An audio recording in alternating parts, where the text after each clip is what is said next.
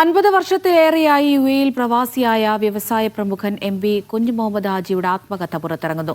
തടാകം വിജയവഴിയിലെ ഓർമ്മകൾ എന്ന രചന മാധ്യമം ബുക്സാണ് പ്രസിദ്ധീകരിക്കുന്നത്.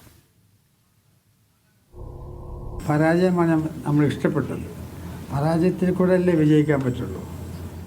യുഎഇ രൂപീകരിക്കുന്നതിന് മുമ്പ് 1960കളിൽ പത്തേമാരിയിൽ ഗൾഫിലേക്ക് കടൽ കടന്ന പ്രവാസിയാണ് പ്രശസ്തമായ ജലീൽ ഹോൾഡിംഗിന്റെ സ്ഥാപകൻ എം.പി. കുഞ്ഞു മുഹമ്മദ് ഹാജി.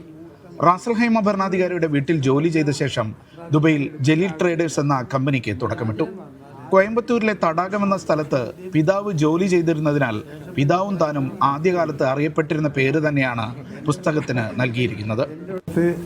മലേഷ്യയിലും തമിഴ്നാട്ടിലൊക്കെ ജോലി ചെയ്യുന്ന കച്ചവടം ചെയ്യുന്ന ആൾക്കാരെ അറിയപ്പെടുക ആ സ്ഥലത്തിൻ്റെ പേരിലാണ്. അപ്പോൾ എൻ്റെ ഉപ്പ കച്ചവട സ്ഥലത്തിൻ്റെ പേര് തടാകമാണ്. അപ്പോൾ ഉപ്പാനെ തടാകം എന്ന് വിളിക്കും. അടുത്ത ഉള്ള ഒരാളെ ആ സ്ഥലത്തിൻ്റെ പേര് വിളിക്കും. ചൊക്കമ്പൂർ എന്ന ആളെ ചൊക്കമ്പൂർ എന്ന് വിളിക്കും. അപ്പോൾ തടാകം എൻ്റെ ഉപ്പാനെ വിളിച്ച് കുറച്ച് കഴിഞ്ഞപ്പോൾ എന്നെ വിളിക്കാൻ തുടങ്ങി. അപ്പോൾ അത് ചില ആൾക്കാർക്ക് തോന്നി അതൊരു മോശ പേരാണെന്ന്. അപ്പോൾ അത് ആദ്യമായിട്ട് എന്നോട് സംശയം നിൽക്കുന്നത് ഗൾഫാർ മുഹമ്മദിയാണ്. അത് എൻ്റെ പഴയ കാലത്തെ സുഹൃത്താണ്. അപ്പോൾ ഞാൻ പറഞ്ഞു കൊടുത്ത് ഇതൊരു മോശ പേരല്ല, അത് ഇന്ന കാരണമാണ്. അപ്പോൾ അന്ന് മുതൽക്ക് നമ്മൾ തടാകം എന്നുള്ളത് പറയാം.